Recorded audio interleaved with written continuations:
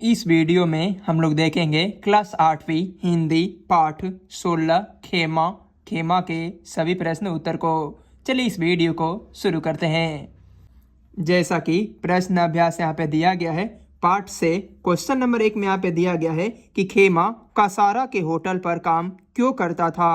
Question number 2 में यहाँ पे दिया गया है कि खेमा द्वारा चप्पल की मांग करने पर कसारा ने बेरुखी क्यों दिखाई। चलिए पाठ से क्वेश्चन नंबर 1 से लेकर क्वेश्चन नंबर 5 तक दिया गया है, इसको कॉपी पे नोट कर लेते हैं। इसके बाद समझाने का प्रयास करते हैं। जैसा कि क्वेश्चन नंबर 1 में यहाँ पे दिया गया है कि खेमा कसारा के होटल पर काम क्यों करता था। इसका उत्तर में हम लोग लिखेंगे कि खेमा एक गरीब बाप का बेटा था। बाप अपने 4 बच्चों को भरण पोषण के भार से बचने के लिए सबको बेच दिया था।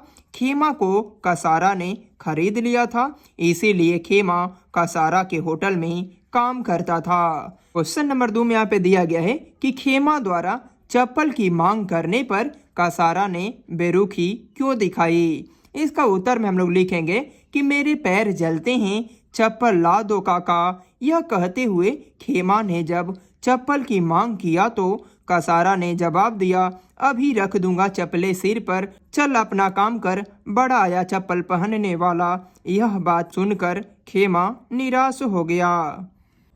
क्वेश्चन नंबर 3 में यहाँ पे दिया गया है कि अपने पैरों पर पानी गिराने से खेमा को तसल्ली क्यों मिलती थी। इसका उत्तर में हम लोग लिखेंगे कि गर्मी का मौसम था, खेमा का खाली पैर जलता था, कसारा से चप्पल मांगने पर डांट पड़ी, अतः खेमा अपने पैर का जलन दूर करने के लिए पानी डालता था।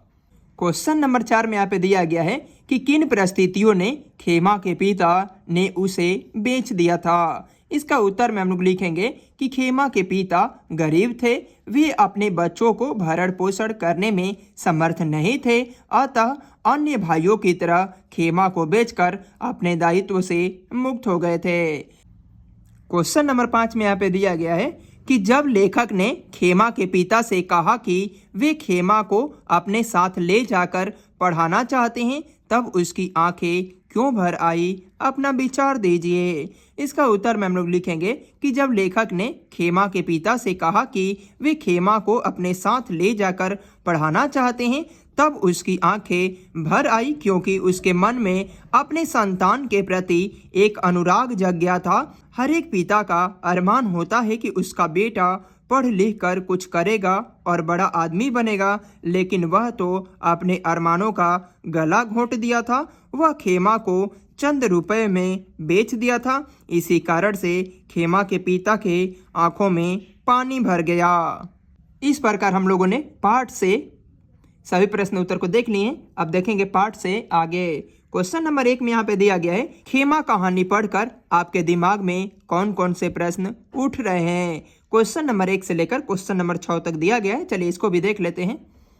पाठ से आगे क्वेश्चन नंबर 1, खेमा कहानी पढ़कर आपके मन में कौन कौन से प्रश्न उठ रहे हैं। इसका उत्तर में हम लोग लिखेंगे कि इस कहानी को पढ़कर हमारे दिमाग में अनेक प्रश्न उठ रहे हैं। नंबर 1, मनुष्य अपने संतान को क्यों बेचता है। नंबर 2, क्या संतान के भरण पोषण के दायित्व से बचना पिता का कर्तव्य है। संतान बेचने वाला मनुष्य क्या पशु नहीं। नंबर 3, बाल मजदूरी को रोकने के लिए सरकार को बड़ा कदम उठाना चाहिए। क्वेश्चन नंबर 2 में यहाँ पे दिया गया है कि कसारा से चप्पल मांगने पर खेमा को फटकार लगी, उसके बावजूद वह काम करने लगा। आप रहते तो क्या करते। इसका उत्तर में हम लोग लिखेंगे कि खेमा की जगह हम रहते तो वही करते जो खेमा करता था। काम नहीं करने पर कसारा हमें डांटता, गाली देता, पीटता और खाना भी नहीं देता। इन सभी से बचने के लिए खेमा की तरह सब कुछ बर्दाश्त करते हुए खेमा की तरह काम करते रहते। क्वेश्चन नंबर 3 में यहाँ पे दिया गया है कि कसारा का होटल छोड़ने के बाद खेमा के जीवन में किस प्रकार का परिवर्तन आया होगा, अपना विचार लिखिए। इसका उत्तर में हम लोग लिखेंगे कि कसारा का होटल छोड़ने के बाद खेमा के जीवन में अनेक प्रकार का परिवर्तन आया होगा। नंबर 1, वह संतुष्ट होगा। नंबर 2, वह पढ़ाई पर खूब ध्यान देता होगा। नंबर 3, उसके हौसले बढ़ गए होंगे।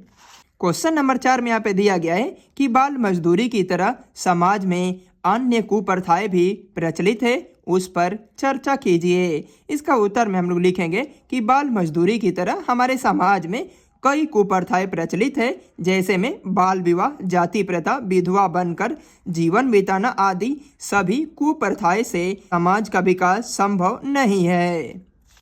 क्वेश्चन नंबर 5 में यहाँ पे दिया गया है कि बाल मजदूरी समाप्त करने के लिए सुझाव दीजिए। इसका उत्तर में हम लोग लिखेंगे कि बाल मजदूरी को समाप्त करने के लिए मेरा सुझाव है कि नंबर 1, बाल मजदूर रखने वाले को कड़ी से कड़ी सजा देनी चाहिए। नंबर 2, गरीब बच्चों को पढ़ाई के लिए एक विशेष प्रकार की योजना तैयार हो। नंबर 3, गरीब लोग जो अपने बाल बच्चों को पढ़ाना नहीं चाहते हैं, उनके बाल बच्चों को धनी लोग गोद लेकर उसकी पढ़ाई की व्यवस्था करें। इस प्रकार पाठ 16 खेमा समाप्त होता है। मिलते हैं नेक्स्ट वीडियो में पाठ 17 खुशबू रचते हैं हाथ के सभी प्रश्न उत्तर के साथ में।